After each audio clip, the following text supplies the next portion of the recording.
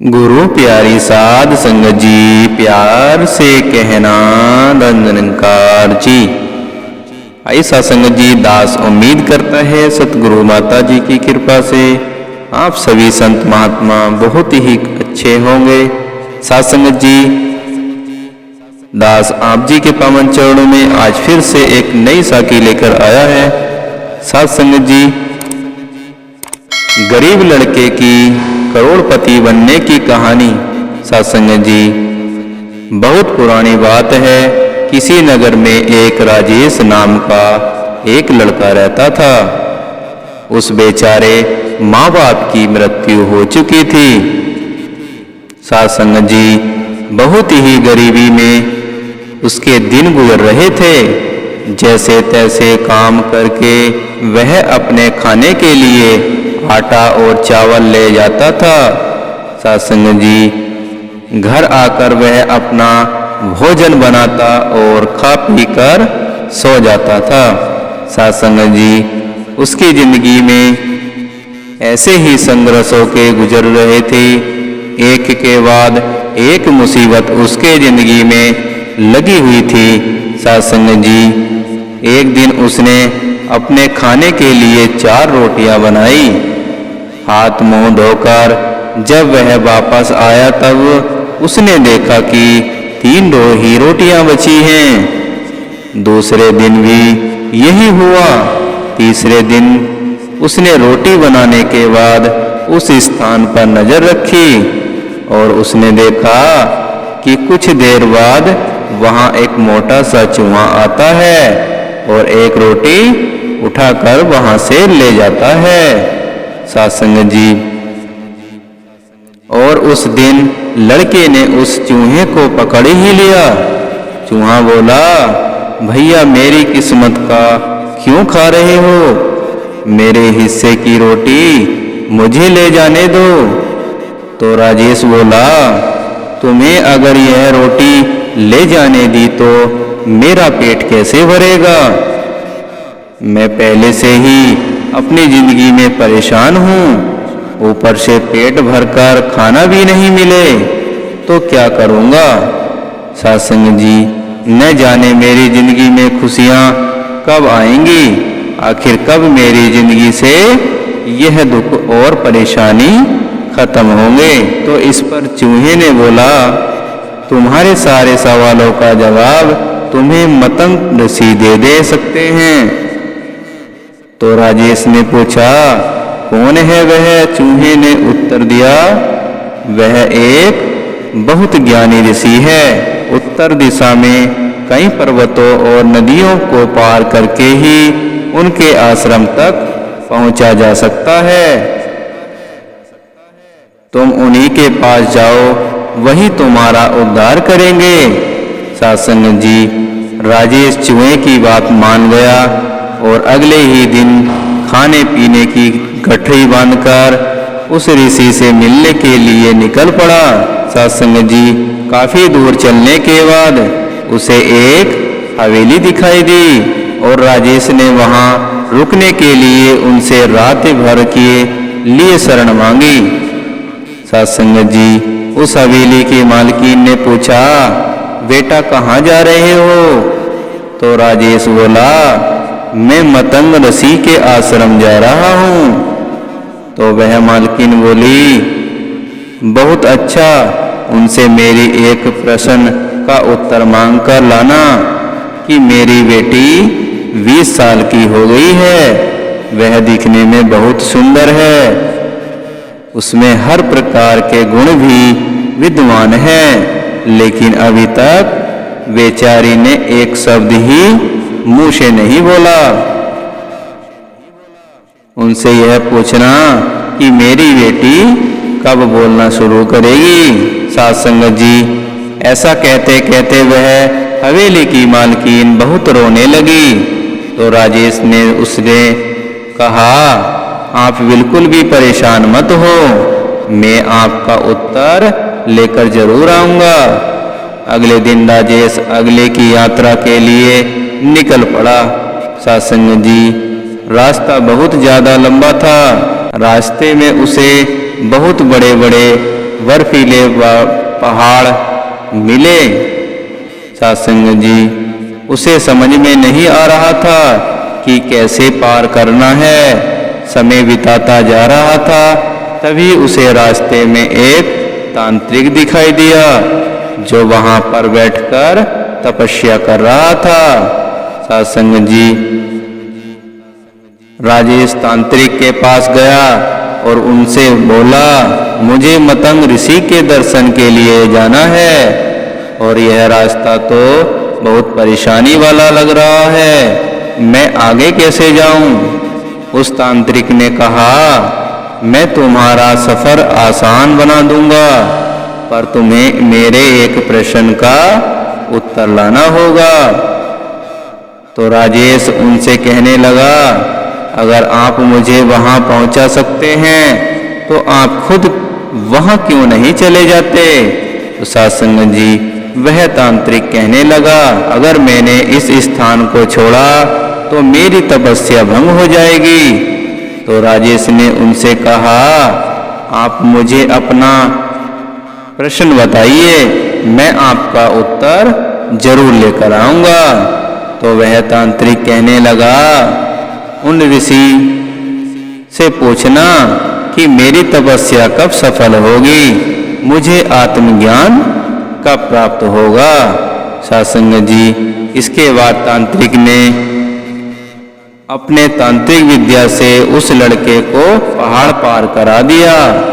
अब आश्रम तक पहुंचने के लिए सिर्फ एक नदी ही पार करनी थी। सत्संग जी, वह लड़का इतनी बड़ी नदी कैद देखकर बहुत घबरा गया। तभी उसे नदी किनारे एक बहुत बड़ा कछुआ दिखाई दिया। सत्संग जी, उस लड़के ने कछुए की से मदद मांगी। राजेश ने कहा, आप मुझे पीठ पर बैठाकर नदी पार करा दीजिए। कछुए ने कहा, ठीक है, मैं तुम्हारी मदद जरूर करूंगा। सत्संग जी, जब दोनों नदी पार कर रहे थे तो कछुए ने पूछा, तुम कहाँ जा रहे हो? तो उस लड़के ने उत्तर दिया, मैं मतंग ऋषि से मिलने जा रहा हूँ। सत्संग जी, कछुआ कहने लगा, यह तो बहुत अच्छी बात है, क्या तुम मेरा एक प्रश्न उनसे पूछ सकते हो? तो राजेश ने कहा, हाँ, मैं उनसे आपके प्रश्न का उत्तर जरूर ले आऊंगा। तो वह कछुआ कहने लगा, मैं एक असाधारण कछुआ हूँ जो समय आने पर ड्रैगन बन जा सकता हूँ। मैं 500 सालों से इसी नदी में हूँ और ड्रैगन बनने की कोशिश कर रहा हूँ, लेकिन मैं कब ड्रैगन बनूंगा? इस प्रश्न का उत्तर तुम उनसे पूछ कर आना। सत्संग जी, नदी पार करके कुछ दूर जाने पर मतंग ऋषि का आश्रम दिखाई देने लगा। आश्रम में प्रवेश करने के बाद शिष्यों ने उसका बहुत ही अच्छी तरह स्वागत किया। सत्संग जी, संध्या समय से उस ऋषि ने राजेश को अपने दर्शन दिए। सत्संग जी, ऋषि ने राजेश से कहा, हे पुत्र, मैं तुम्हारी किसी भी 3 प्रश्न का उत्तर दे सकता हूँ, तुम अपना प्रश्न पूछो। सत्संग जी, राजेश बहुत सोच में पड़ गया कि वह अपना प्रश्न पूछे या फिर मदद करने वालों का मालकिन, तांत्रिक या कछुए का प्रश्न पूछे। सत्संग जी, वह अपना प्रश्न पूछना चाहता था, पर उसने सोचा कि उसे मुसीबत में मदद करने वालों को उपकार देना भूलना नहीं चाहिए।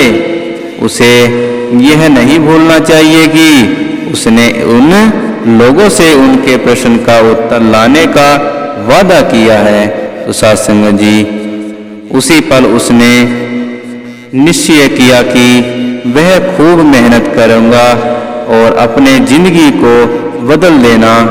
लेकिन इस समय पर उन 3 लोगों की जिंदगी पर बदलाव लाना बहुत जरूरी है। तो साध संगत जी, यही सोचते सोचते राजेश ने ऋषि से पूछा, हवेली की मालकिन की बेटी कब बोलना शुरू करेगी?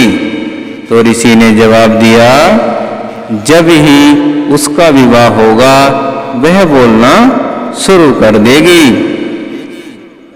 साध संगत जी, फिर उसने दूसरा प्रश्न किया, तांत्रिक को मोक्ष कब प्राप्त होगा? आत्मज्ञान कब प्राप्त होगा? तो ऋषि उत्तर देने लगे, जब वह तांत्रिक अपने तंत्र से प्राप्त की गई सारी शक्तियां, सारी सिद्धियां किसी और को दे देगा तो उसी क्षण उसे आत्मज्ञान की प्राप्ति हो जाएगी। तो साध संगत जी, फिर उसने तीसरा प्रश्न किया, वह कछुआ ड्रैगन कब बनेगा? तो ऋषि ने उत्तर दिया, जिस दिन उसने अपना कब्ज उतार दिया वह उसी वक्त ड्रैगन बन जाएगा। तो साध संगत जी, वह लड़का ऋषि से उत्तर जानकर बहुत खुश हुआ और अगली सुबह वह उन ऋषियों का धन्यवाद दे करके वहां से निकल गया। वापस रास्ते में कछुआ मिला, उसने उस लड़के को नदी पार करा दी और अपने प्रश्न के बारे में पूछा।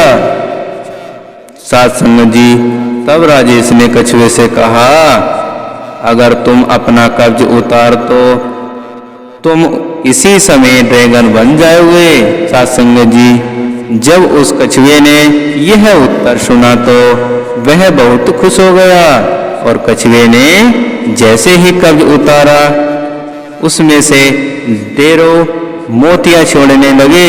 कछुए ने वह सारे मोती राजेश को दे दिए और कुछ ही पलों में वह एक ड्रैगन बंदल गया। साध संगत जी, वह बहुत खुश था।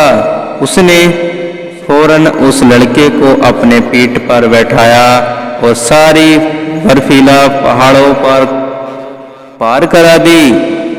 साध संगत जी, थोड़ा आगे जाने पर उसे तांत्रिक मिला। राजेश ने तांत्रिक को ऋषि की सारी बातें बता दी कि जब आप अपनी तांत्रिक विद्या, अपनी शक्तियों किसी और को दे देंगे तो आपको उसी क्षण मोक्ष प्राप्ति हो जाएगी, आत्मज्ञान की प्राप्ति हो जाएगी। वह तांत्रिक बोला, अब मैं कहाँ किसे ढूंढने जाऊंगा? एक काम करो, तुम ही मेरी विद्या ले लो। और ऐसा कहते ही उस तांत्रिक ने अपनी सारी शक्ति राजेश को दे दी और अगले ही क्षण उसे मोक्ष की प्राप्ति हो गई। साध संगत जी, राजेश वहां से आगे बढ़ा और तांत्रिक से मिली शक्तियों के दम पर वह क्षण भर में ही हवेली पर पहुंच गया। हवेली की मालकिन ने उसे देखते ही पूछा, क्या बताओ ऋषि मतंग ने मेरी बेटी के बारे में? तो राजेश कहने लगा, जिस दिन आपकी बेटी की शादी होगी वह अपने आप बोलने लगी जाएगी। साध संगत जी, मालकिन बोली, तो देर किस बात की है? तुम इतनी बड़ी खुशखबरी लेकर आए हो, भला तुमसे अच्छा लड़का इसके लिए और कौन हो सकता है? साध संगत जी, उस हवेली की मालकिन ने उन दोनों की शादी करा दी और सचमुच वह लड़की बोलने लग गई। साध संगत जी, राजेश अपनी पत्नी को लेकर अपने गांव पहुंचा। उसने सबसे पहले उस चूहे को धन्यवाद दिया और अपनी नई हवेली में उसके रहने के लिए एक जगह भी बना दी। तो साध संगत जी, कभी अपनी जिंदगी से हार चुके राजेश के पास आज सब कुछ था, धन दौलत था, परिवार था, ताकत थी। उसने सब कुछ प्राप्त कर ली थी क्योंकि उसने अपने प्रश्न का त्याग कर दिया था और दूसरों के बारे में सोचा था। तो साध संगत जी, यह जिंदगी भी ऐसी ही है। कई बार जब हम अपना स्वार्थ छोड़कर किसी दूसरे की मदद करते हैं, किसी और का भला करते हैं, तो वह कुदरत वह प्राप्ति हमें उस भलाई का बदला 100 गुना करके लौटाती है। सत्संग जी, हम चाहें माने या ना माने, लेकिन जो भी हम कर्म करते हैं, अच्छा या बुरा, सही या गलत, उन कर्मों का फल हमें जरूर मिलता है। तो सत्संग जी, अगर आपने किसी के साथ भलाई की है, अच्छाई की है, तो विश्वास कर रखना उस भलाई का फल एक दिन आपको जरूर मिलेगा। एक गरीब लड़के की करोड़पति बनने की साखी। सत्संग जी, यह साखी कैसी लगी नीचे कमेंट में करके जरूर बताइए, और इस साखी के साथ अपने सभी संत महात्माओं के साथ शेयर जरूर कीजिए। तो सत्संग जी, दास के चैनल को सब्सक्राइबर न किया हो तो सब्सक्राइबर जरूर कर लेना, क्योंकि सत्संग जी ऐसे ही आने वाली नई नई साखी आप संत महात्माओं के पास चरणों में पहुंचती रहें। तो सत्संग जी, प्यार और सत्कार से बोलना। धन्य निरंकार जी।